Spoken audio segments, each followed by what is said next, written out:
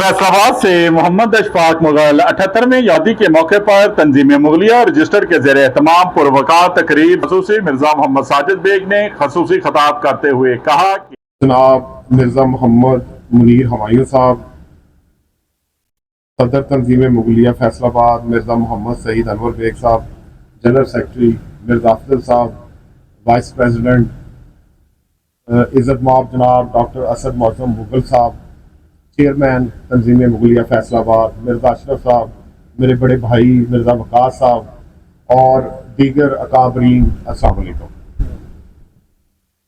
सबसे पहले तो मैं तंजीम मुगलिया फैसलाबाद का शुक्रिया अदा करता हूँ कि आज की ये तकरीब दूसरी तकरीब है जिसमें आपने मुझे इस काबिल समझा और मुझे मदऊ किया।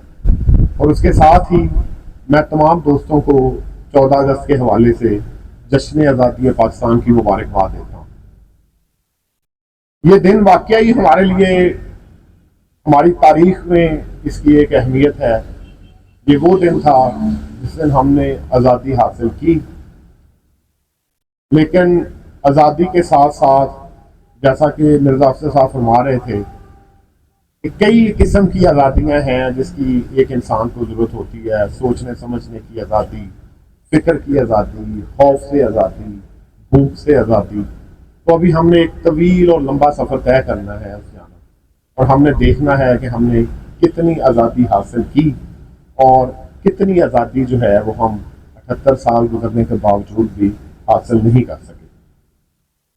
तो आज तंजीम मुगलिया फैसलाबाद के प्लेटफॉर्म से जश्न आज़ादी की मुनासबत से जितने भी लोग बैठे हैं, आप लोगों का इकट्ठे बैठना काबिल तहसीन है, क्योंकि असबियत एक ऐसी चीज़ है कि हर शख्स को इसके साथ मोहब्बत होती है, हर शख्स को इसके साथ प्यार होता है। और मैंने पिछली तकरीर में भी अर्ज़ किया था कि मिर्ज़ा, बेग, चुगताई, बरलास, मुगल, कोई बंदा भी मेरे सामने पूरी सर्विस में उसने तारुफ करवाया है तो मैंने उससे कह लें कि एक अलहदा तरीके से ट्रीटमेंट किया, उसको इज्जत दी है। और सियालकोट में भी रहा हूँ, गुजरांवाला में भी रहा हूँ। गुजरांवाला में भी अल्हम्दुलिल्लाह जो तंजीम मुगलिया है, अली अशरफ मुगल साहब हैं सुपर एशिया वाले, उनके साथ मेरी बड़ी अच्छी दोस्ती है।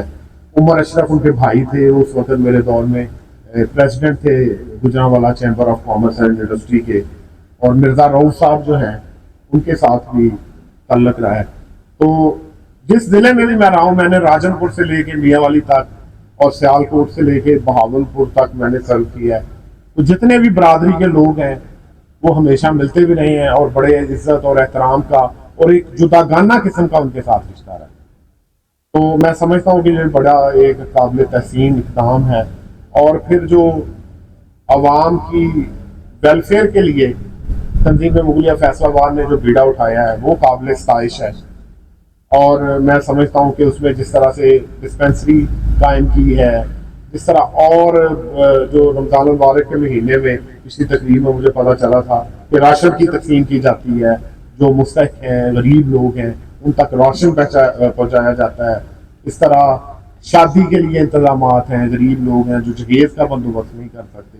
तो मैं समझता हूँ कि ये जितने भी इक़दामात हैं ये बहुत ही अच्छे हैं, काबिल सताइश हैं। और मुझे आप लोगों के दरमियान में आके बड़ी खुशी हुई है।